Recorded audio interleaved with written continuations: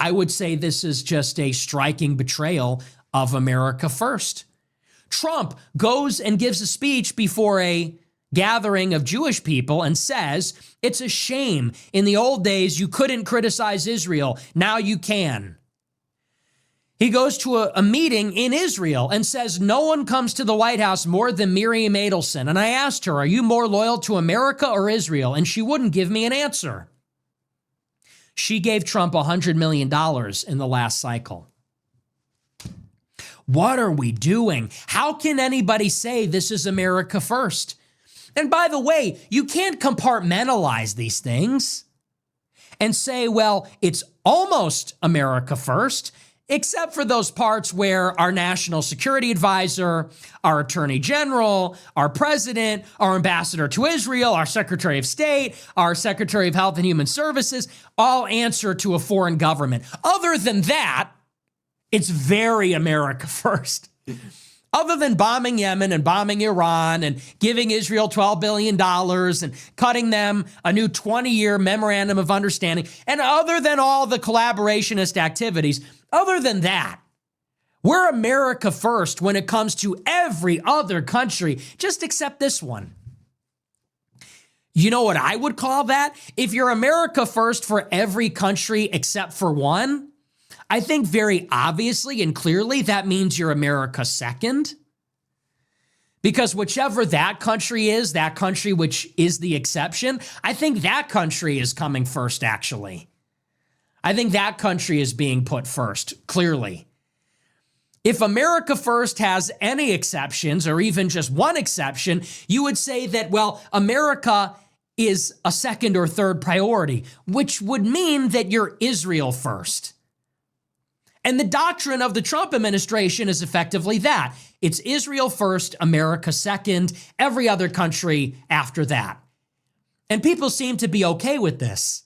People are saying that as long as America takes precedence over France, over Ukraine, over the UK, over China, over Mexico, they say that's good. If Israel's put before us, that's fine.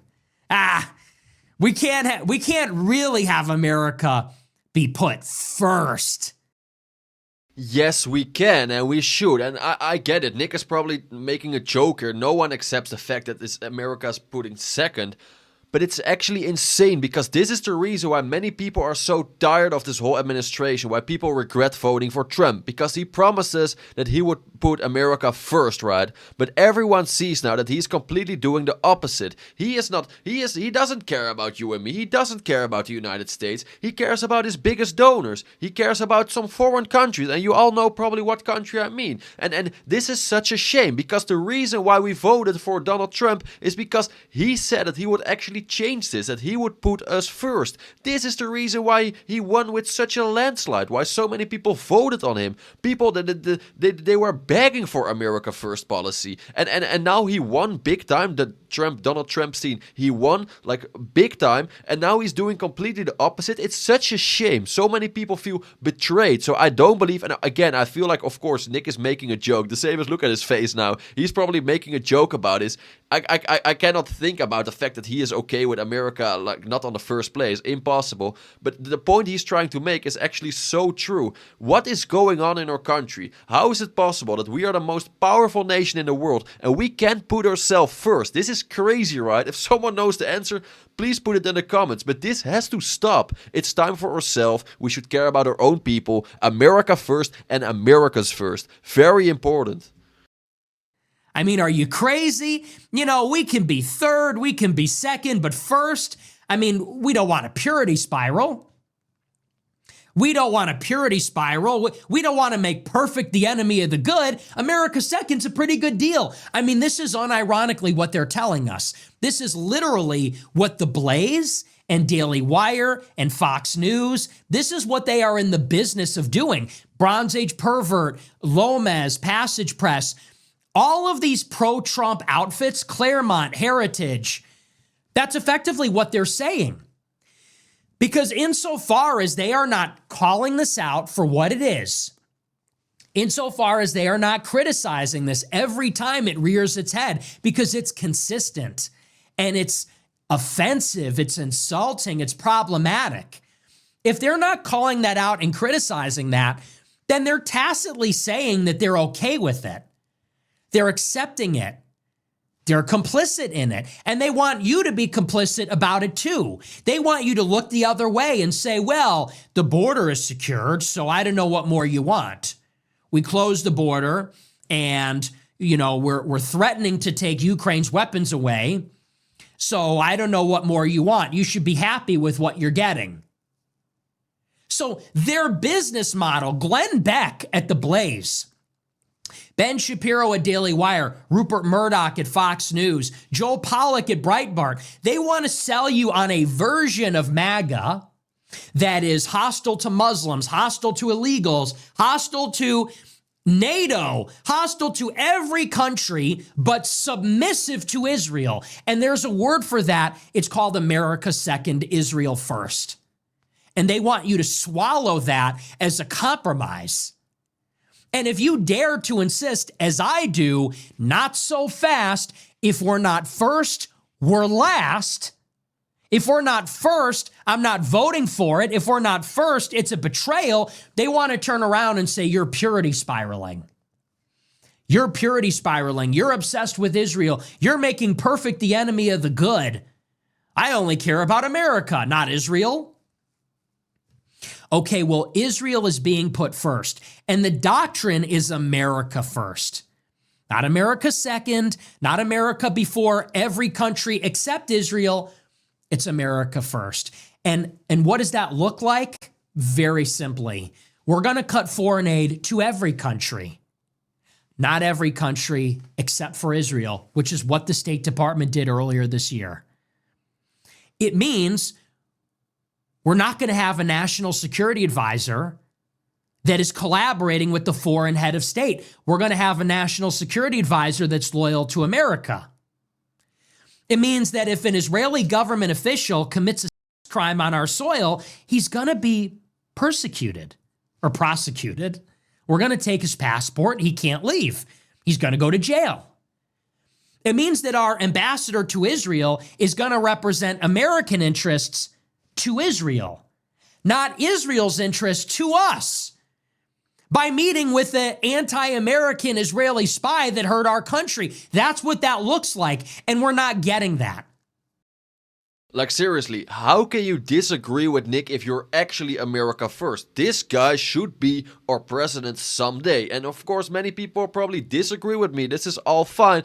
But I believe, and again, you don't have to agree with everything Nick says, but this man, you can disagree with him, you can agree with him, this is all fine. But you can't call this man a liar. Like, he wants the best for our country. And I don't understand that you actually have people who are surprised that Nick Fuentes is getting so popular, that he's gaining so many followers now, because he is actually talking about the things many people agree with, but not many people talk about. Like, everyone wants the best for this country, or most of the people who watch my videos, they are probably America first, and this is very good. Thank you guys for that. And the only thing they want is this nation to succeed, the best for our own country. The same as like a Chinese man wants the best for their country, the same as like a guy from Ukraine wants the best for his own country, then we accept it. But if you're American and you want this for your country, for the United States, then there's something wrong with you? No, this should stop. At this point, we can be proud. I said this in my last video as well. There's nothing wrong with being a proud American, and that you want this to make this nation stronger, that you want America first policy, and this is just what we wanted, this is where we voted for, and this is not what we got. So people are, of course, complaining about this. People are disagreeing with this whole administration, who was maybe held hostage by some other people, another country, like God only knows. But probably you understand what I mean. And this is the reason why so many people are listening to a Nick Fuentes, are listening to a Tucker Carlson, a Candace Owen, but especially Nick, because he is speaking about some very important things where many people actually care about, but where not many people talk about. And again, I completely agree with Nick on this one. It should be America first at all costs, and we should not like be held hostage by other people, by other countries. No, it should be our own nation with our own people who care about to make this country the best. And yes, I am saying this as not a real American myself. Thank you guys for the comments, by the way. I really appreciate it. You are such a legend. So I have to say this. Sorry for the long interruption, but I really have to say this. I read so many comments. This just shows you why Americans are the best people on earth. amazing people. But I just want to say this: there's nothing wrong with being a proud American. There's nothing wrong with like want to make your own country to succeed. This is good. More people should be like this. And of course, with respect, we can make this country bigger, better, and greater.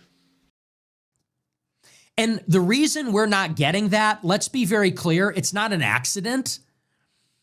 I don't know how else people think these things come to fruition, but it's not an accident. These are not mistakes. These are not slip-ups. These are not oopsies. Oops, we let this Israeli government minister escape. Oops, we met with an America-hating Jewish spy. Oops, our national security advisor is loyal to the prime minister of Israel. These are not slip-ups. These are not oversights. This reflects how the system works. Who chose these personnel? Who chose Mike Huckabee? Who chose Mike Waltz? Who chose Pam Bondi? Well, maybe Susie Wiles, maybe Miriam Adelson. The donors, the party. That's who chose the personnel. The party is infiltrated from top to bottom by people that either ideologically put Israel first or they're Jewish and they just are Israel first. And so you've got people that are being bribed or they're true believers, but they're not putting America first. And that's why up and down the administration, up and down and side to side, this is what you get. Covering the Epstein files, letting these people escape, all this kind of stuff. This is why you're getting it with no fewer than a dozen or a half dozen Trump administration officials and personnel. So it's a big problem. It needs to change. How do you change that? The American people have to apply pressure. And that's where we need to go in and say, we will not tolerate this. If Miriam Adelson is cutting checks, that means you owe her something. That means you're going to put Israel first. We can't vote for that. If you're putting Mike Waltz as the national security advisor, Pam Bondi as the attorney general, we've seen what they said in the past. They're super pro-Israel. They always have been. That's not America first. We can't vote for that. We have to actually criticize it, and there needs to be some force behind it, which says this is going to become a problem for you in the midterms. This doesn't work. You're not delivering. You promised us America first, but now you're working for them and not us. You're not delivering. And you're going to get wiped the fuck out in the midterms. There was a poll that came out from Marist this week. It said Democrats are up double digits in the generic ballot. That means that if people in the poll are asked, which party would you vote for? Because of course there's 530 some elections. They say Democrat by 15 to 20 points. Of course, and I'm not even surprised by it. It hurts when I hear this because, of course, like you guys know it, I'm not a Democrat. But I can completely understand why people, they're just tired of the Republicans. What did we actually do? What did the Republican Party actually do? They didn't solve any problems in this country. They're almost busy with all these foreign, like I said this multiple times. What did the Trump administration actually do for you? Like, he is busy with all these foreign conflicts. He is constantly in another country. He is almost like he didn't solve one problem in the United States. Like, everything is crazy expensive still. We have the mass immigration still going on. Like the Epstein files haven't been released yet. Maybe in the close future. But and then I forgot so many important problems as well. I cannot even fit all these problems in this video. And the point I try to make is, what did they actually do? So long story short, so many people who voted for the Republican Party, who voted for Donald Trumpstein, they're just so disappointed because he didn't deliver. He promised us so many things, but he didn't deliver. He didn't deliver anything. So people, of course, they regret voting on the Republican Party, and of course they will maybe now vote on the Democratic Party. Like, it hurts my feelings because, of course, I want the Republicans to win, but I'm not stupid. I can understand why people why they won't vote on them. And again, like, seriously, like, we all feel betrayed, or so many people feel betrayed. I know there's a diehard Trump supporters who will probably like attack me for saying this, but we should be real. Like, we should should not lie to ourselves. The same as Donald Trump lied to us, we should not lie to ourselves. What did this administration actually do for us? What did they actually do for you and me? Because they promised us so many things and they almost didn't deliver one of them. And this is the reason why people are disappointed. This is the reason why the Democrats are gonna win the midterms big time. And yeah, I hate it to say, but they maybe deserve it at this point. Republicans are going to get wiped out. And why do you think that is? Because the administration is a joke. It's filled with people that are not putting America first. They're not working for that agenda. Kristi Noem is more worried about anti-Semitism and allegedly about Corey Lewandowski and his private parts. Allegedly, it's rumor in D.C. that's going around. I can't verify that. But she's more worried about anti-Semitism than she is about mass deportations. Rubio is more worried about whether a visa holder criticized Israel than he is about bringing the troops home. RFK Jr. is more worried about anti-Semitism, it seems, than he is about seed oils, Red 40, the dye, all that kind of stuff. And that's why Republicans are turning against Trump. The base is saying, what's going on? You won the popular vote. You won the Electoral College in a landslide. You received the mandate. And then you appointed all these Israel firsters. Susie Wiles brought him in. The donors paid for it. Who do you really work for here? That's not what we voted for. Well, it certainly is. I told you that in advance, what you voted for. But they sold it under false pretenses. That's what it is. And people are trying to create a wedge out of this, and they're saying, if you talk about these issues, you're going to divide the Republican Party. Listen, we're going to stop with this idea that the American people demanding America first is the problem. If the Republican Party finds America first to be a wedge issue, then the Republican Party should cease to exist. It's the victim blaming. Who do you represent? You represent us. You need to put us first. If you don't, we won't vote for you. And then they turn it around and say, well, you're hurting the party. We're hurting the party? You don't work for us. Why would we vote for you now? But that's how they're trying to frame it. They're saying this big debate is going to divide Republicans and we're going to lose and the left is going to win because of that. Well, who cares? If all Republicans can do is be a slave to Israel, I could give a shit. If they lose in the future, they're telling us, oh no, the GOP is going to come apart. They're going to lose. Who cares? If we're going to be an America last party or America second, let's say, the Democrats are America last. The Republicans are America second. Well, I believe if you're not first, you're last. So it really does not make a difference to me. And if that's a wedge issue, then so be it. Lose. You can lose. And the pro-Israel people, they can deal with President Zoran Mamdani. I don't give a shit. 6 of one, half a dozen of the other. You can take your chances with them. And so will I guess. So that's Mike Huckabee. The U.S. ambassador to Israel, in a twist of fate, rather than representing our government to them, he seems to be representing their government to us. And he's our ambassador. Make that one make sense. An Israel first spy who explicitly says, I'm Israel first, a traitor to the country, and this administration dares to call itself America first. What even is that? Does that not vindicate everything that I've said? How could you continue to vote for this? Like, I don't get how people cannot clearly identify what the problem is, which is this government is criminally corrupt and treacherous to its own people. How many times do we need to watch this movie play out? It happened in the first term too. They let this guy go home in the first term. They pardoned his friend. They moved the embassy. They ripped up the nuclear deal. The Lubovichers were all over the White House. Jared Kushner brokered the Abraham Accords. They got everything they wanted in the first term, and we didn't even get a border wall. Ah, man, seriously, Nick is spot on. Like, Nick for president. I know he's too young, but Nick for president. This guy, Nick Fuentes, literally is speaking about some very important things. It's actually insane, this guy. But what he just said, this is so true. How is it possible that this America First government didn't solve like one problem what we actually asked for?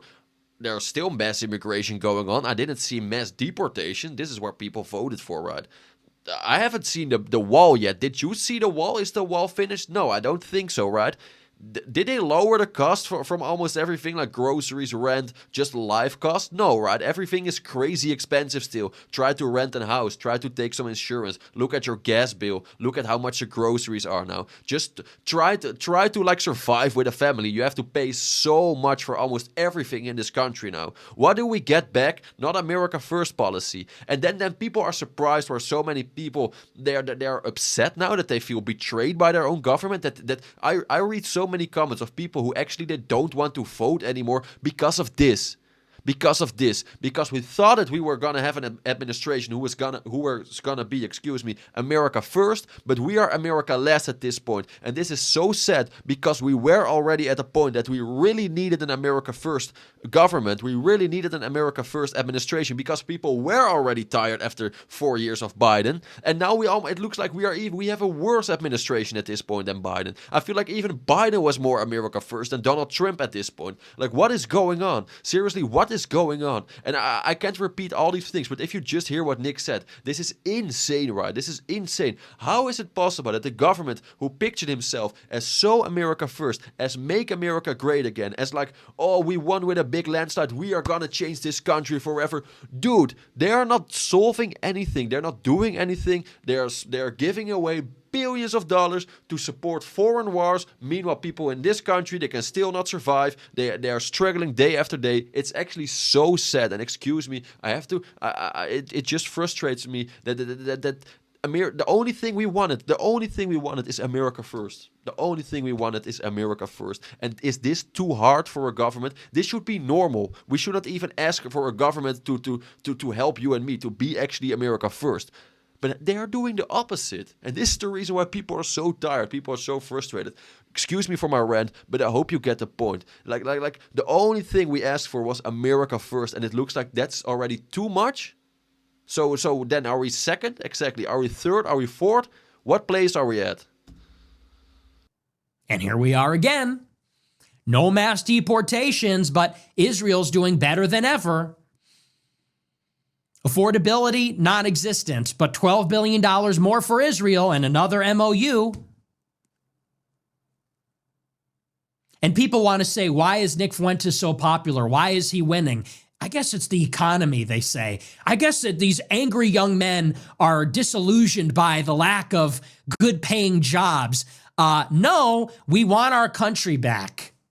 I'm the only one that'll stand up for America. Everybody wants to stand up to white men. Everybody wants to stand up to white supremacy and hatred and bigotry and whatever. I'm standing up for America, to the Israel lobby. And I'm right, and I'm the only one willing to say it. I'm the only one willing to say it directly without any caveats. And let's just be clear about that. Tucker's doing a great job. I salute him. Candace is doing an okay job. She's kind of going a little crazy, but generally she's doing a good job. Dave Smith, Ian Carroll, a lot of these guys are doing a good job. But none of them are speaking directly and explicitly and wholly about the entire problem. I'm the only one that's giving you the whole message like this. Everybody else is saying, oh, it's the Israeli government. Oh, it's the Zionists. Oh, it's the neocons. Oh, but let's not talk about all whatever non sequitur. Let's not do blood guilt and become as bad as Mark Levin. I don't even know what that means and what that has to do with anything. That's why I'm popular. Before you try and psychoanalyze me and all my followers, they're just angry and bitter. We need to show them a better way. There's nothing you can say that's going to convince any of us that this isn't a problem. Like, you're not going to jangle some keys in front of our face and get us to look away. We're sick of shit like this. We need to decouple from this country. We need to disempower their accomplices in the United States, their oligarchs. That's what needs to happen. And no, we're not saying that because we're angry about the economy. We're saying that because it's a giant problem. It obviously is. This is obviously hypocritical, wrong. That's why they have to lie about it and cover it up. And again, Nick is spot on with this, because there are so many people who will probably agree with this. It's actually crazy that we are now finally able to talk about these things, because I feel like we still live in a country with freedom of speech. We should be able to talk about almost everything with respect, of course. Like, we can have respectfully a debate with each other. We don't have to agree with everyone. You can disagree with each other. This is all fine. We would live in a very boring world if everyone would agree with everything. And actually, this is now bothering a lot of people. Many people care about this because they just want their own country. Like, they just want America first policy. And is that then too much to ask for? I don't know. It's crazy that we actually have to ask this question. But again, this is my opinion. I'm very curious about your opinion. Like, do you agree with Nick on this? Do you disagree with Nick on this? Please share your opinion in the comments. Very important to say, I read all comments, so I'm always very curious how you guys think about this situation. Please share it. I want to say thank you guys. If you like this video, please hit the like button. If you really like this video, consider subscribing. I would really appreciate it. And last but not least, guys, have a wonderful day, and I'll see you in the next one. Ciao.